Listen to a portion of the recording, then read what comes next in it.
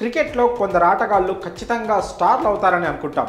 వాళ్ళు ఆడే తీరు, గేమ్ అవేర్నెస్, డెడికేషన్, సాధించాలనే తపనను బట్టి నెక్స్ట్ సూపర్ స్టార్స్ అవుతారని భావిస్తాం. కానీ ఈ ముగ్గురు నలుగురు మాత్రమే తమ కెరీర్లను సుదీర్ఘ కాలం పాటు పొడిగించుకోగలరు. ఇది అందరి ప్లేయర్లకు సాధ్యమయ్యేది కాదు. ఆటగాళ్ళు రాణించినప్పుడు కాదు, వాళ్ళు ఫెయిల్ అయినా టీంలో నుంచి తొలగించకుండా ఉండాలి. ప్లేస్ పక్కా అని ధైర్యం ఇచ్చి ఆడించే కెప్టెన్, కోచ్ ఉండాలి. అప్పుడే క్రికెటర్లు ఫామ్ దొరకబుచ్చుకొని తమదైన శైలిలో అడుగులేయగలరు. ఇలా ధైర్యం ఇవ్వబట్టే చాలామంది యంగ్స్టర్స్ స్టార్లుగా, సూపర్ స్టార్లుగా మారారు. అయితే కొంతమంది మాత్రం అనామకులుగా మిగిలిపోయారు. ఇక తాజాగా రిటైర్మెంట్ ప్రకటించాడు భారత బ్యాటర్ మనోజ్ తివారీ. అయితే తన కెరియర్ నాశనం అవ్వడానికి ఎంఎస్ ధోనీనే కారణమని అతడు ఆరోపించాడు.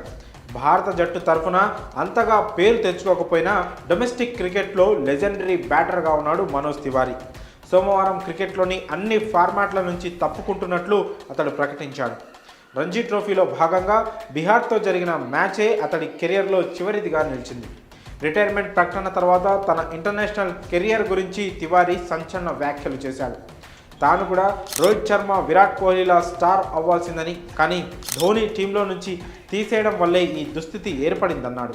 ధోనీని ఎప్పుడైనా కలిసే అవకాశం వస్తే అతన్ని ఒకే ప్రశ్న అడుగుతా.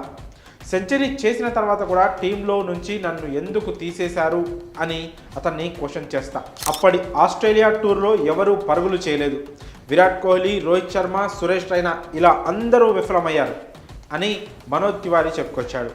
ఆసీస్ టూర్లో కోహ్లీ, రోహిత్, రైనా ఫెయిల్ అయ్యారని, కానీ సెంచరీ చేసిన తనను మాత్రమే టీంలో నుంచి తీసేశారని మనోజ్ తివారీ వాపోయాడు. ఇప్పుడు తాను కోల్పోవడానికి ఏమీ లేదన్నాడు. ఫస్ట్ క్లాస్ క్రికెట్లో 65 మ్యాచ్లు పూర్తి చేసుకున్న సమయంలో తన బ్యాటింగ్ యావరేజ్ 65గా ఉందని, అయినా తనకు టెస్ట్ క్యాప్ దక్కలేదన్నాడు తివారీ. ఆసీస్ భారత్కు వచ్చినప్పుడు జరిగిన ఫ్రెండ్లీ గేమ్లో 130 పరుగులు చేశానని, ఇంగ్లాండ్ ఇక్కడికి వచ్చినప్పుడు 93 రన్స్ చేశానని, అయినా తనకు బదులుగా యువరాజ్ సింగ్ను జట్టులోకి తీసుకున్నారని తెలిపాడు. సెంచరీ బాదిన 14 మ్యాచ్ల పాటు జట్టుకు దూరం చేశారని, ఒక ప్లేయర్ నమ్మకాన్ని చంపేయడానికి ఇదొక్కటి చాలని తివారీ ఆవేదన వ్యక్తం చేశాడు. తన కెరియర్ నాశనం అవడం వెనుక చాలామంది హస్తం ఉందని, వాళ్ళ పేర్లు బయటపెట్టడం ఇష్టం లేదన్నాడు. మరి ధోనీపై తివారీ చేసిన తీవ్ర వ్యాఖ్యలపై మీ అభిప్రాయాలను కామెంట్స్ రూపంలో తెలియజేయండి.